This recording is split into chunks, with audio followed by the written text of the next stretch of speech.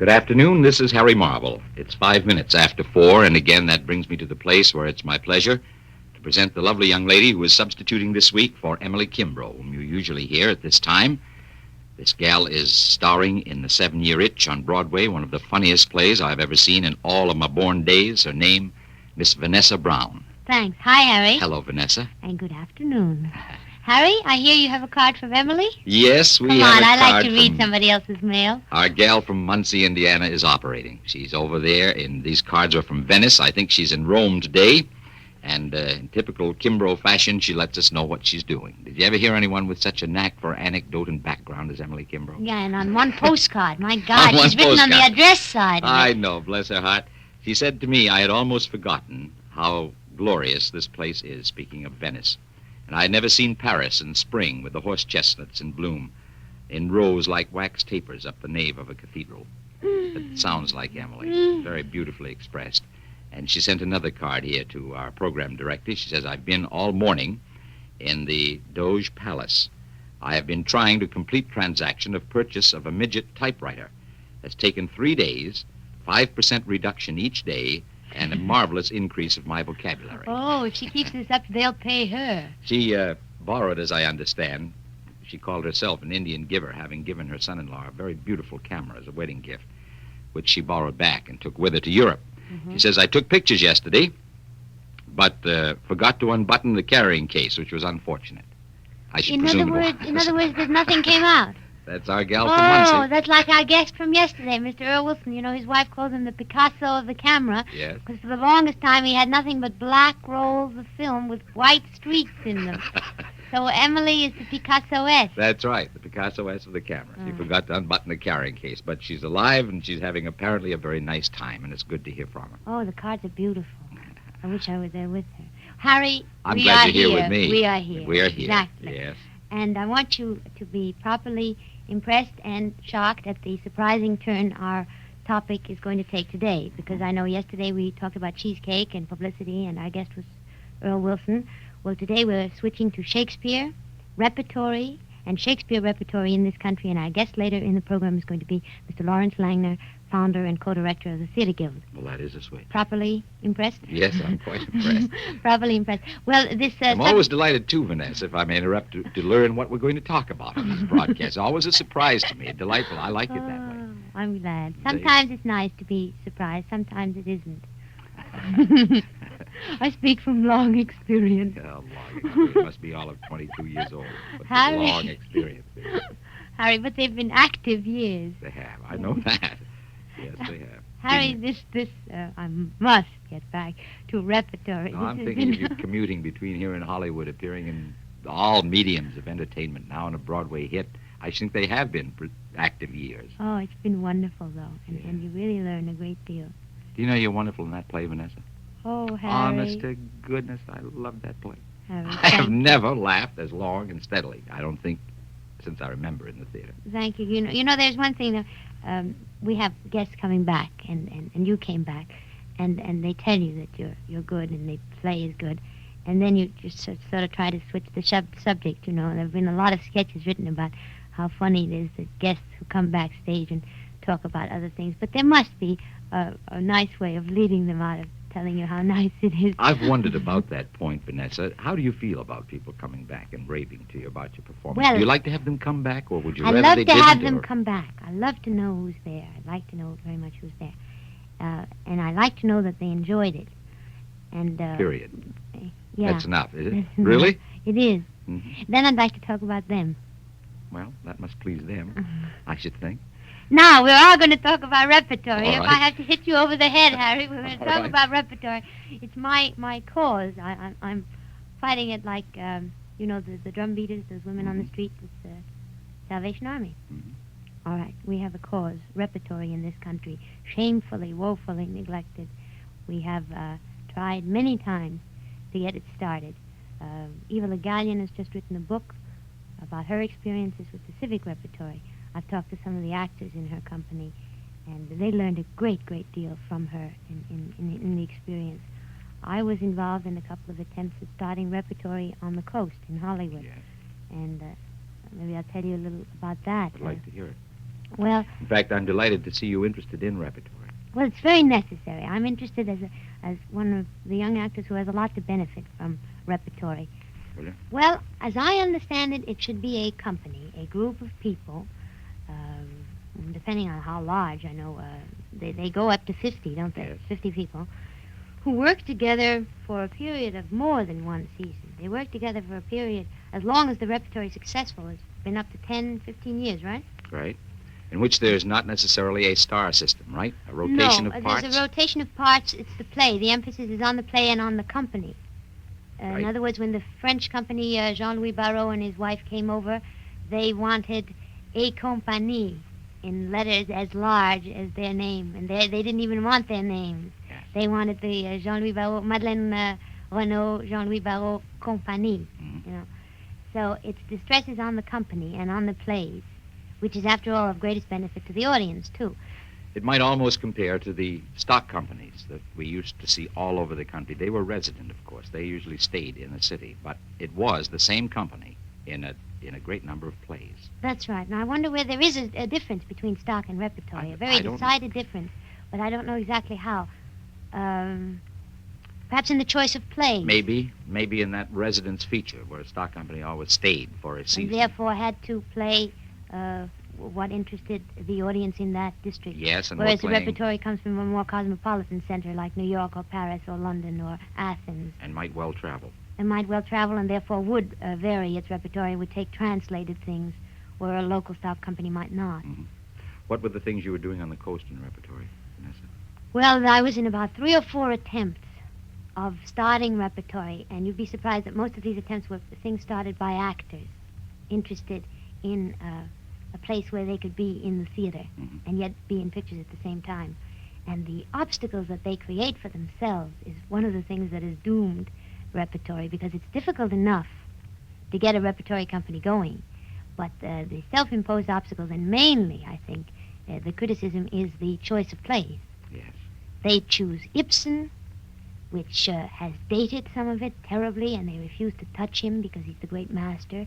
And there are bad translations of Ibsen. Yes. On top of that, I mean, some of the reforms, some of Ibsen, which was very shocking at the time, must, in order to appeal today, be either cut out or edited Yes. in some way. And they don't do it. They can't do it. It's a great master, and they do the same thing with some of the Russians. Yes. Chekhov. Well, do you feel Gorky. it should have a more popular appeal, the plays which are done in repertory? Frankly, the beginning, of course, ideal repertory would begin with a new play. A new play. A new play. This is the way the great repertory in the romantic age of the theater in France began. They began with Gautier and with Hugo, and they may not have been great plays, but they were new plays. And there was a verve and fervor, which carried the spirit forward. But it has Yes. to be a new play, and you cannot feel that for an old play. You certainly do perform classics while in the run of the company, but the initial thing is new. Well, Yeah. where are these new plays going to come from if they don't come from repertoire, Vanessa? Because the commercial theater, as we think of it now today, and I know there have been new playwrights. Sure, every once in a while there'll be a tremendous hit from a new playwright, but not very often, so far as our Broadway theater is concerned. And if we don't have repertoire, how are we going to see these new plays, which might eventually prove to be very worthwhile? Well, that, of course, is the main difficulty, and that's money, no matter how you look at it. You see, a repertory's difficulty is that if to get good actors, not necessarily name actors, but good actors, they have to ensure them a good revenue, and they have to make their schedule flexible enough so that if the actor gets a good picture or something good, in another field, he's got to be allowed to do it. Yes. That and the money and the fact that a repertory must exist, even if it has failure. The Barrault Company existed for years with the full support of Paris and the audience that came to it, coming to see failures. Where might we look for repertory? Can it be countrywide? Can it play small centers? Can't we have a repertoire company come into a place which might be the center of a surrounding countryside and have enough support from that entire countryside to make it worthwhile? I think repertory has to start in New York. Really, Hollywood has tried time and time again. Repertory has to come from New York or the surrounding of New York, and then we'll spread to the rest of the country. We haven't exhausted this subject, but we've talked about it as long as we have.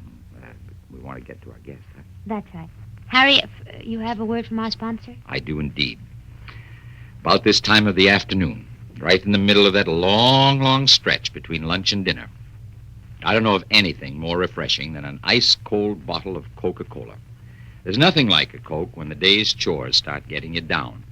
Of course, there's nothing like a Coke any time of day, I don't think, because it's just naturally delicious and naturally refreshing. And that's because Coke is an exclusive blend of delicious, natural flavorings from all over the world. There's not a drop of imitation coloring or flavoring in Coca-Cola. So it's a drink the whole family can enjoy, youngsters and grown-ups too. Get Coke by the case or handy carton and keep plenty on hand for yourself and the children and those unexpected guests, because it's everybody's favorite. And here's something I'd like to talk about. With the cost of everything, including many beverages, going up, the price of Coca-Cola is still the same. And I say that with a great deal of pride. So pick up a few cartons the next time you're shopping. And remember, Coke's at its best in bottles. Coke is the natural. Yes, sirree. Coke in the bottle, naturally. Harry, today's guest is very, very, very distinguished. And if I start to rattle off some of his titles, you'll be floored. He's the founder and co-director of the Theater Guild, which celebrates its 35th anniversary this year. And by the way, they've got a terrific exhibit at the Theater Guild of the productions of the Theater Guild, including pictures of dating back to 35 years ago. Mm-hmm. My subtraction is not very good, so I don't know the first date. But the contribution of the Guild in Shaw and O'Neill productions alone is staggering. And some of the musicals that are pictured there, it's about the best history of the theater you can see, and it's an exhibit open to the public. It's on 23 West 53rd Street, and I urge everyone interested in the theater to come and look at it. I think it's been extended another week. Well, anyway, Mr. Langner is founder and co-director of the Theater Guild. He's author of The Magic Curtain and very many plays, some of them written with his wife, Amina Marshall. He's a noted patent attorney and scientist. He is secretary of the National Inventors Council in Washington, D.C. He's a great leader in the theater. He's on the board of the Council of the Living Theater, on ANTA, and he's father confessor of all the pretty young apprentices at Westport in the summer. And he is sponsor of the American Shakespeare Society. Vanessa, I am properly floored. You're properly floored because it's only lack of breath on my part that prevents me from going on. Mr. Langner, I've asked you here today because, along with many of my fellow actors, I'm fascinated with this grandiose new project that you're sponsoring, this erection of a Globe Theater in Connecticut, and to found an American Shakespeare Repertory Company. I'd like to know a little bit about how the idea originated. Well, Vanessa, do you mind my taking issue with you about the way you introduced me? I like everything about it except that father confessor stuff.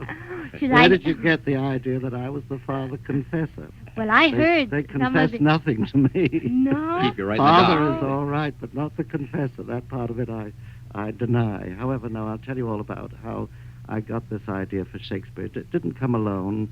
Mrs. Langner and I went to Stratford about 3 years ago, and we were quite overcome with the very wonderful productions of Shakespeare which we saw there. You may have noticed that Brooks Atkinson last Sunday seemed to have been overcome in about the same way. That's The only right. difference is he wrote about it, and I did something about it. I decided we'd have to have the same thing over here. And so I got to work at it when I came back and started this little group of people working. We got a number of people interested. And we got the state of Connecticut under John Davis Lodge, the governor, who was formerly an actor himself. One He of the watched few- on the yes. Rhine, and I was in it. That's right, so Yeah. you know. So we got him to get a bill through, and we were authorized as a non-profit foundation under the state of Connecticut, and the title is the American Shakespeare Festival Theater and Academy. Mhm. So that's how the whole thing got started. And tell me, how much money do you think you'll need as a whole?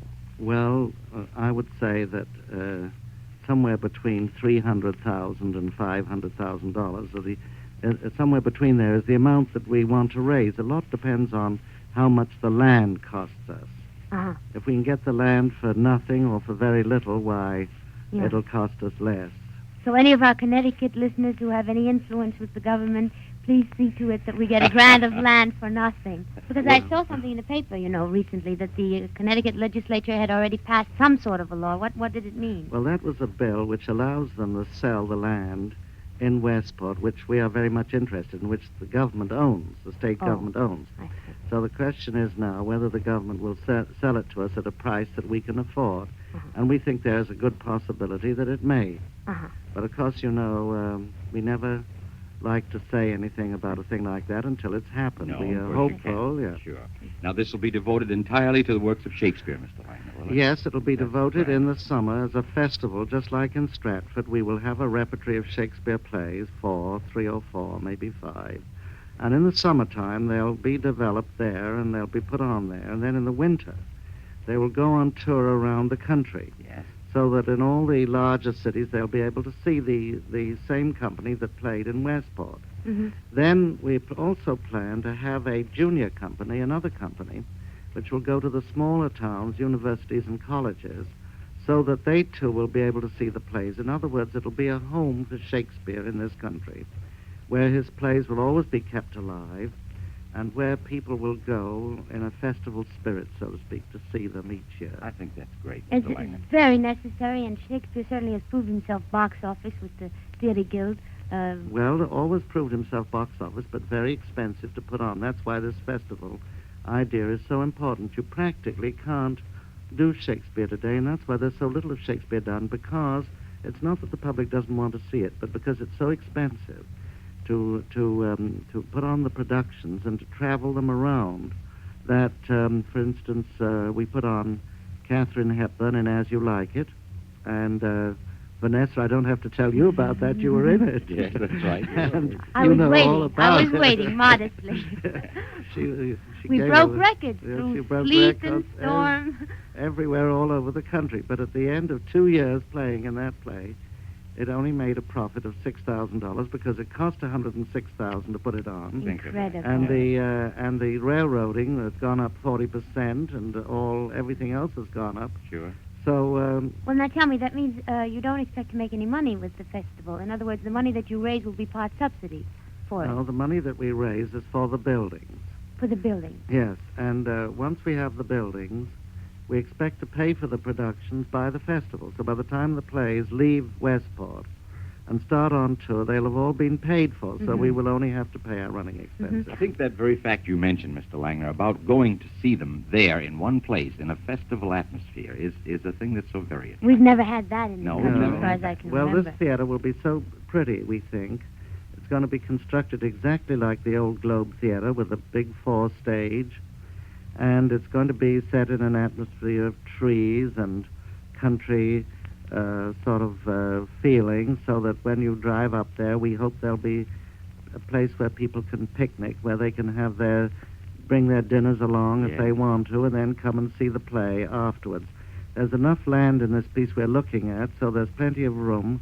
We have even one part of it we've called already the Forest of Arden. Oh. Wonderful. And, Well, the whole of Connecticut, that part of it, where your home is and where Westport Playhouse is beautiful. well, it's We've rolling spent country 2 there. summers to go there, and it's just wonderful. And who better than the Theatre Guild to start this idea, Mr. Langner? I think it's Well, very fitting. it's not really the Theatre Guild that's starting it. It is the 3 people in the Theatre Guild, but the reason why we didn't want to make it the Theatre Guild was because we want the whole theater to participate in it, and we felt that if we did it as a Theatre Guild project, it would mean that people would say, well, this is just the Theatre Guild alone, whereas we want this A broader base. for the whole American theater. So Sure. while it is true it was started by the Theatre Guild and will be helped along by the Theatre Guild, it is nevertheless the expression of the whole theater in this country. Yeah.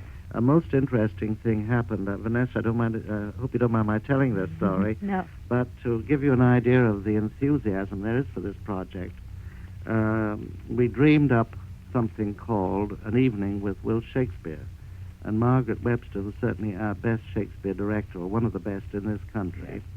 She worked out a little entertainment, almost like a vaudeville show, in which there was singing from Shakespeare's songs and sketches and speeches and so on, and it was called An Evening with Will Shakespeare, and started in Hartford, and it played Boston, Springfield, Bridgeport, Greenwich, Brooklyn, just for one performance. You don't have to apologize. No, we're just saying the Academy of Music. Philadelphia, Wilmington, Baltimore, and then it was in Washington for 2 weeks. It just closed on Saturday.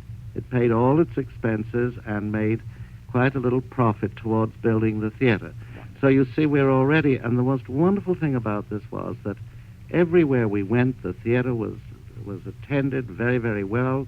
In Washington, we played to 25,000 the first week and 26,000 the second week, and that big national theater was filled, and the enthusiasm that this thing provoked was simply marvelous. And in every town we went to, we formed a committee which is going to help to build the theater. So you see, we're on our way. We're not just waiting for money to come along. We're probably going to do 2 productions of Shakespeare next fall. To send out throughout the country without waiting for the theater to be built. We just can't wait. You know, we're in a hurry. No. Good for you. Yes. Mr. Langer, I know that anyone who has heard this and anyone who has seen the evenings with Will Shakespeare has become more enamored of the idea than they were even at the outset. Actors are interested because it'll provide a training ground for them, and they will no longer accuse the American young actors of not speaking the Shakespeare line. And older actors are interested because it will give them an opportunity to use what they haven't used for so long. And the audiences will be enthused because of what is being offered in richness. And I hope that we can eventually go to England and go to France and go to Greece and repay the country's courtesy call with their repertory company and shine as well as they did in this country. I want to thank you very, very much, Mr. Langer, for coming up here and telling us about the American, tell me the title. American Shakespeare Festival Theater and Academy. And the Academy is the place where we're going to run a school of acting for teaching the special things that are needed for Shakespearean acting. How will the actors be engaged, Mr. Langham? For that'll be a pretty good season for them, won't it? Well, it will, because we'll sign them up for a year. We wouldn't want anyone who wasn't willing to stay a whole year with it, you see. And you'll have them, and you'll have them. Oh, they're all dying to come. Yes, absolutely. Mr. Langer, thank you, and congratulations on your 3 magnificent awards. Picnic, which the Theater Guild produced, has won 2 awards. They won the Pulitzer Prize for the Best American Play, and they won the Critics' Prize for the Best American Play, and The Love of 4 Colonels, which won the Critics' Prize as the Best Foreign Play this season. I haven't had a chance to see Picnic, but I've seen 4 Colonels, and I loved it. And I'm very honored, Mr. Langer. And all of our listeners, if they can help, if they can have ideas, if they have money, even better, please, the Theater Guild's address is 23 West 53rd Street. Oh, and they can take it off their taxes. You have to say that. Of course. That's very important. In other words, it doesn't cost very much to help, because whatever the government would take can go towards the building of this theater. Yes, that's right. Thanks. Great project. Great project. Thank you very much. Now, tomorrow, Miss Vanessa Brown. Tomorrow's project is Beauty.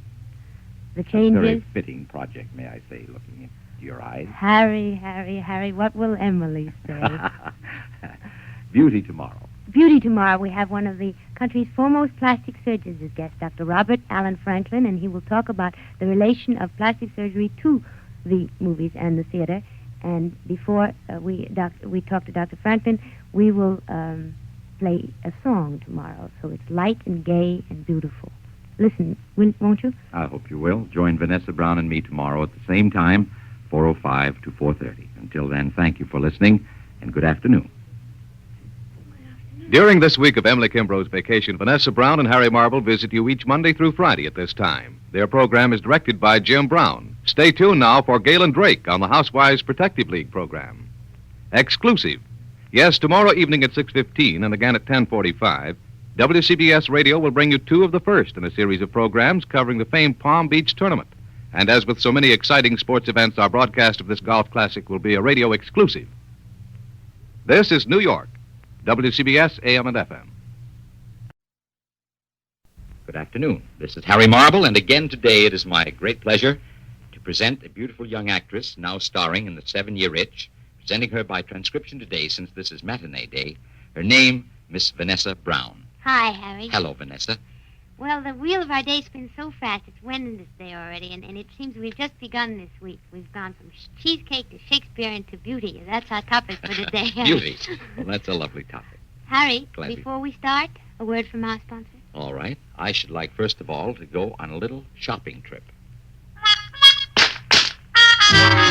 When you want to save money and be in style, shop at Hearns. It's worth your while. When you're looking for values, you'll find more at any Hearns department store. At Hearns, at Hearns, at Hearns, Hearns.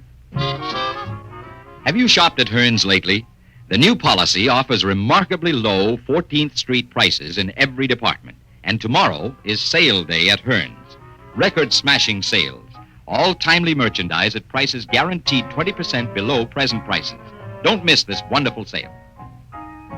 When you want to save money and be in style, shop at Hearns. It's worth your while. When you're looking for values, you'll find more at any Hearns department store. At Hearns, at Hearns, at Hearns, Hearns. Visit the new Hearns complete department stores in Manhattan, 14th Street at 5th Avenue, other stores in the Bronx and Bay Shore. Manhattan and Bronx stores open Thursday night to 9 p.m. Now, I don't know of anything after a shopping trip on a lovely warm spring day like this, anything that goes any better than a nice, cool bottle of Coke. It's a natural. Coke in the bottle. Naturally. Coke is a natural, yes, sirree. So everybody get yourself a bottle of Coke. A nice cold, ice-cold bottle of Coke. Refreshing and delicious for the whole family. 'Cause Coke's a natural, yes, sirree. Refreshing and delicious for the whole family. That's right. There's just nothing like Coke in the bottle for a family treat. Coke's a natural, because Coke is a natural drink. A pure, wholesome, quality drink that the whole family can enjoy. Grown-ups and youngsters, too. You know, Coke's an exclusive blend of delicious, natural flavorings brought from all over the world. There's not a drop of imitation coloring or flavoring in Coca-Cola. It's pure as sunlight. You can taste the difference. So let the whole family enjoy Coke. Enjoy it together. Buy Coke by the case or cartons so you'll always have plenty on hand. Coke's a natural. Coke in the bottle, naturally. And now, Vanessa Brown, did you say we were going to talk about beauty today? Yes, Wonderful. I thought it would be very appropriate to talk of beauty on radio. Now, Harry, get that leer out of your eyes. I know what you mean. And I agree with you. Harry, beauty has changed in particulars, I think, not in essence. In other words, the little things have changed. You relieve my mind when you say it has not changed in essence, Vanessa, because I hasn't. don't think it has No, either. it hasn't. Of course, these little things, these particulars, when we look at them today, let's say of 50 years ago, they look ridiculous to us. I promised you I had some old red books of 1905, and I promised I'd bring them in and show you some of these. At the back of the book, they have Parisian fashion models, and I think our listeners might be interested in how they described some of these fashions in 1905. You mean that issue is a red book of 1905 that you have? 1905. This one is dated January 1905. Heavenly day, that's a long time ago, you know. Well, and if you look at the pictures, they're really funny. But later on, I want to show you some things that remain the same. Mm-hmm. Now, underneath this Parisian fashion model from Life, it says, Yes. street costume of violet, the jacket trimmed with velour and soutache braid. Well, the words What they is this, used. soutache braid? Soutache braid. That was a kind of braid that they applied on a lot of these costumes. I see. And it's a symbol of the time. Yeah. And also the color violet. Yeah. If it were used today, they wouldn't call it violet. No, they'd have some very fancy name. Yes, I love this next picture here too. That's a charmer. Isn't she a beaut? She lovely. Oh, your type, huh? Yeah, my type. Says afternoon costume of black and cream. They would never call that cream either, would they? That Oh, would they have a call it fancy. beige. Yeah, black and cream striped goods. The corsage is trimmed with velvet. Corsage. I'm seeing flowers on that gown. What do you mean You corsage? see, there's another thing. Corsage, sometimes it's still called that, but generally it's bodice of a dress. Oh, bodice is corsage. Bodice, That's corsage. changed considerably too, hasn't it? Now, she looks very nice, and if the words weren't so old-fashioned, you'd think it was almost modern. But the words underneath this evening costume of black spangled mousseline, and the corsage trimmed with Venetian lace. Or the mousseline. you don't use so much. No. See, we've got Orlon, we've got all these new materials now, and that, of course, is the days. This was the days Orlon.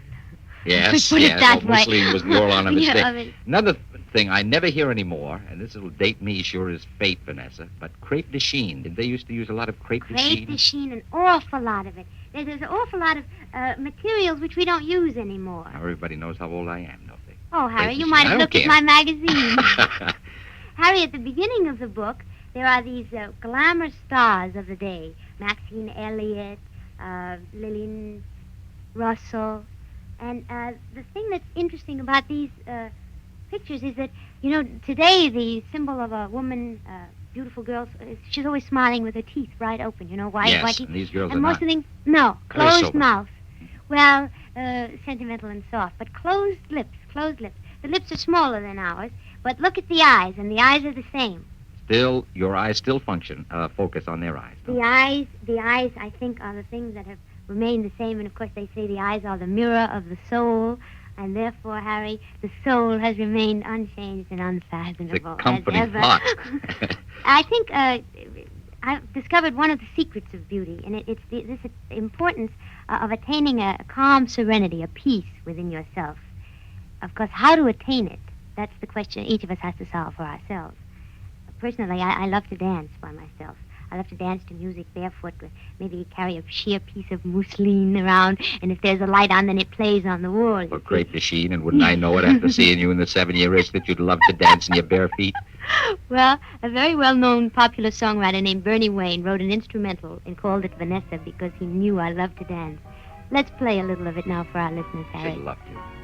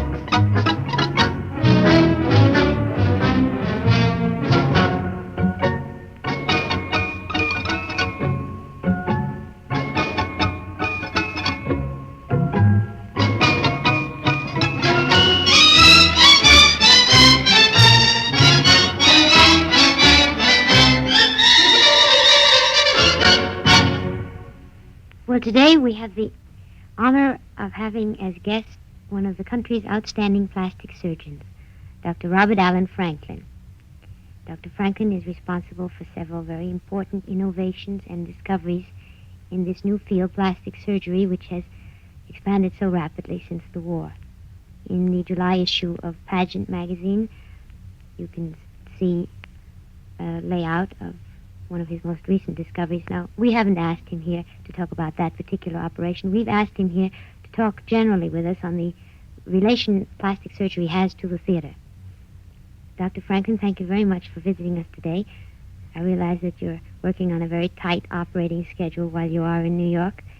How often do you come here? Well, Miss Brown, I'm generally in New York every month, the latter part of the month. And how long do you stay? Oh, just about long enough to get lonesome for California. I see. Californian at heart, Dr. Franklin. That's right. Yeah. Now, Dr. Franklin, I wanted to ask you, the major part of your practice is in California, and therefore California means only one thing to most of us, it means Hollywood. And Hollywood and plastic surgery, well, we generally think of the old movie queens who have to repair the ravages of time. Now, we're not going to ask you to mention any names, Dr. Franklin, but Harry and I will corner you after the program. But we'd like to know something about the kind of work that you do for the movies. Well, the problem of beauty in the movie industry, as you know, is very important because the movies set the standard of beauty for the entire country. Now, with the older and well-established people, these people want to maintain the status quo. They don't want to look differently. They want to remain looking as they did years ago. Their problem is mainly, therefore, a sort of facelifting problem.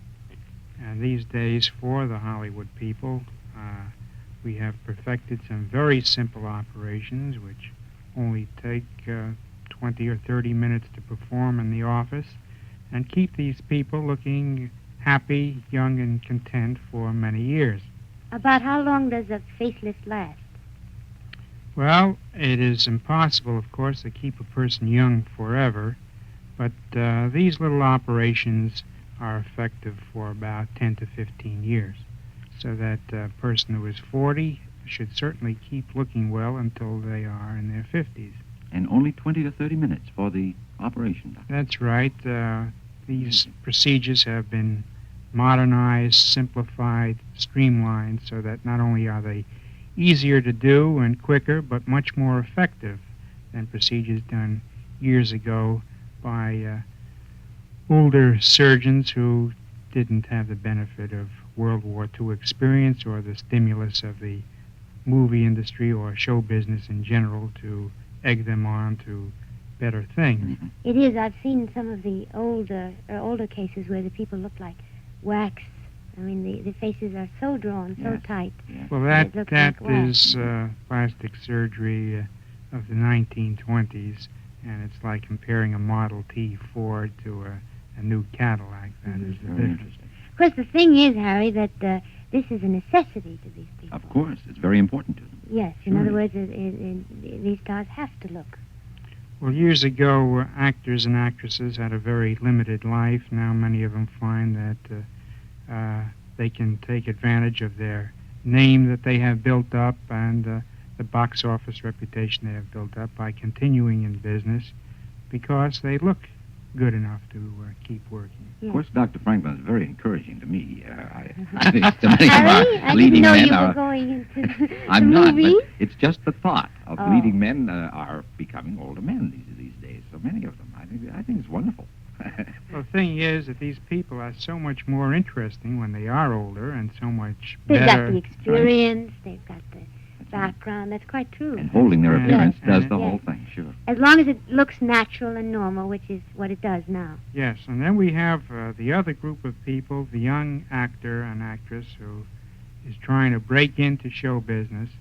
These people have not been established yet, and they very often fail their screen tests or are turned down by casting directors because their nose is a little bumpy or too long or too bulbous or their ears protrude or they have a certain scar on their face and various other defects which are not conducive to a career because, after all, their face is their fortune, and these faces are enlarged many, many times on the motion picture screen. And whatever may not be apparent to the average person certainly does get exaggerated and apparent to the entire audience after these people are filmed and put on the screen. Sure. Therefore, these young people have to be made normal or better than normal so that they can go on with their career. About how long does a nose operation take? Well, of course, there are many different defects with noses. There are probably no two noses alike. However, most operations to correct the nose generally take from about 5 minutes to 20 minutes.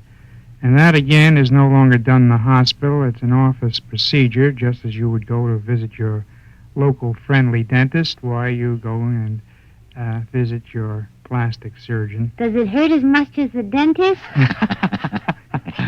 Well, my patients tell me it's much more pleasant to visit a plastic surgeon than it is a dentist, and I hope I am not reflecting upon the dental profession. Oh, no. No, We're dear. not reflecting on any profession. No. Oh, heaven forbid. Doctor, I wanted to ask you something. Most of the extreme cases, in other words, the real progress that plastic surgery has made has been since World War II. You mentioned that a couple of minutes ago. That is because during the war they had a great deal to do with the soldiers. Would you tell us a little about your war experience in Canada? Well, in Canada, we had a large program to rehabilitate people who were brought back from Europe and North Africa. Many of these people were in the Royal Canadian Air Force, and their wound or trouble was concerned with their face. And we were fortunate enough to have facilities to do many, many operations over a long period of time to repair very extensive damage to these boys. And because of the newer discoveries of penicillin and blood transfusions and so forth, we were able to perfect our techniques, whereas in World War I, though I'm not that old, I understand that the plastic surgeons at that time had very few patients to work on because those who were severely injured did not survive because of the lack of ability to have blood transfusions, plasma, and That's the very modern interesting. miracle drugs. One thing furthers another. That's right. It seems to me, Dr. Franklin, that's perhaps the only good that comes from a war is the constructive progress that's made in medicine, surgery, and things of that That's right. kind. That's right.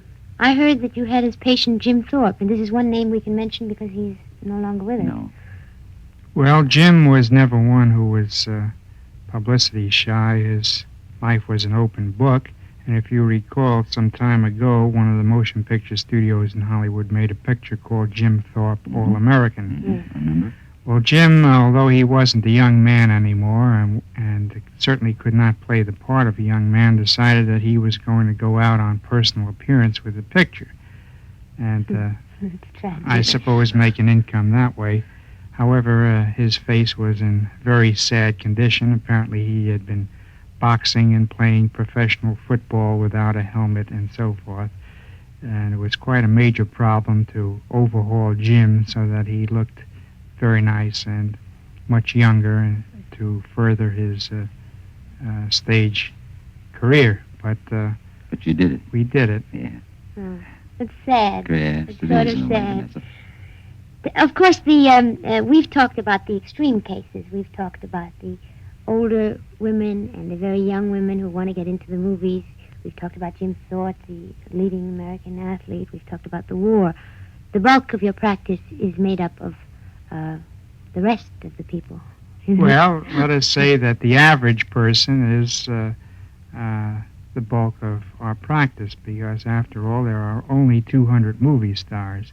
That's right. And a plastic surgeon, at least a successful one, has a very busy operative day.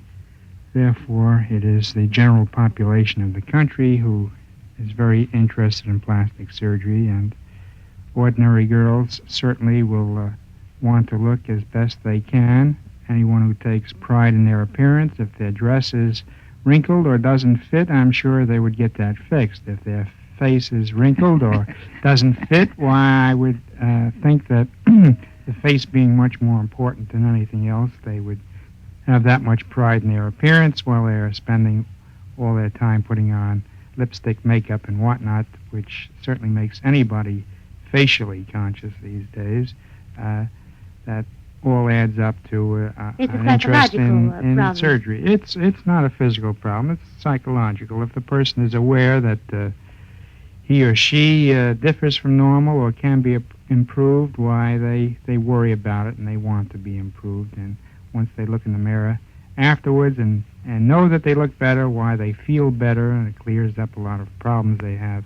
Inferiority complexes seem to disappear. Girls who were spinsters seem to get married. It's funny how various situations. It can be a very serious problem, It's too. a very serious psychological problem. Apparently, I've heard stories, people who do very badly in their work, and they get an operation done, and they come back and they get promotions. You think it's almost as a direct result of these operations. Mm. Very interesting. Doctor, one thing more before we have to close. I'd like to know, you talked several times about Hollywood setting the standard for beauty and about the beauty standard in America. Would you tell the ladies that are listening, if you've come to any theories about beauty and the American woman? Well, one thing I do notice that Hollywood certainly sets the standard of beauty for the entire country. We have many people come in and say, well, I want to look like this star or that star, depending upon a particular vogue at the moment.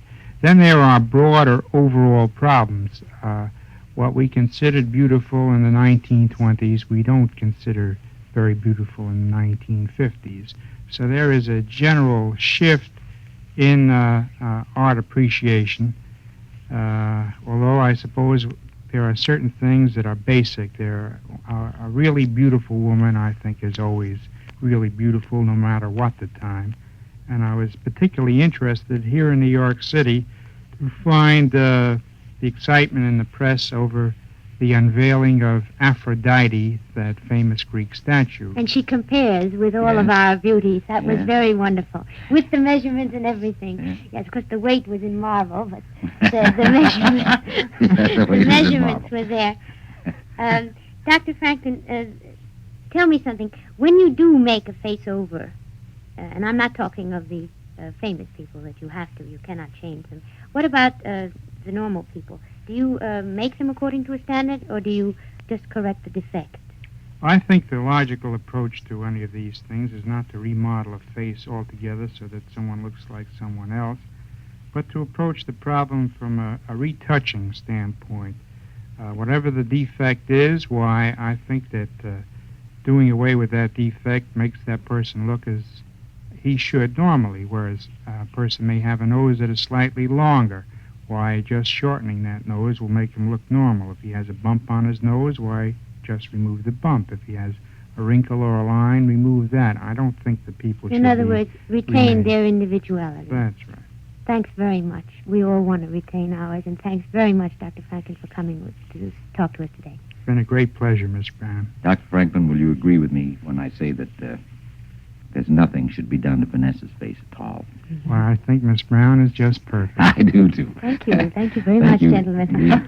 Thanks for being with us, Dr. Franklin. Thank you. Thank you, Dr. Franklin. I realize I made a little mistake. The article about you is in the August issue of Pageant. It's on sale July 10th. That's why I made the mistake. I'm sorry. Shame on you. You know, I guess most of our listeners know from experience, warm weather calls for iced tea. Because iced tea helps cool you off, perk you up, and give you a lift that you need these lazy, warm spring days. But did you know that the tea you use makes a big difference? That iced tea is only as good as the brand you use. Millions are finding that out, and they're switching to Tetley tea. Yes, in a recent survey in a leading American city, women who drink tea every day voted for Tetley 2-1 over any other brand. Now, why is Tetley tea such a 2-1 favorite? Because it's different, extra delicious. Tetley tea has a richer, full of flavor, a deeper, more inviting amber color, more friendly stimulation, too, to help carry you through warm, lazy days. So serve your family iced tea, and when you do, make sure it's Tetley, the famous blend preferred by generations of tea tasters. Today at your grocer's, get Tetley, T-E-T-L-E-Y, Tetley tea, tea bags or packaged tea. And now, Vanessa, our guest for tomorrow. Our guest for tomorrow is Mr. Spiro Skouras, president of 20th Century Fox. He's a pioneer and a great leader in the field of motion pictures. Mr. Skouras is going to talk to us about a revolutionary new process in films called CinemaScope and the new Fox sound process that goes with it, as well as what we, the audience, are to expect from films in CinemaScope. I've seen some private demonstrations. It's very exciting. Sounds wonderful. Join Vanessa Brown and me tomorrow at the same time. We came to you by transcription today. Until tomorrow, thanks for listening and good afternoon. Stay tuned for Galen Drake. Cerebral palsy is no respecter of persons. It can strike anyone of any age, anywhere, at any time. It's not hereditary. Injury to the motor section of the brain can cause cerebral palsy. Help fight this crippler. Write the United Cerebral Palsy Fund, 50 West 57th Street, New York. This is New York, WCBS, AM and FM.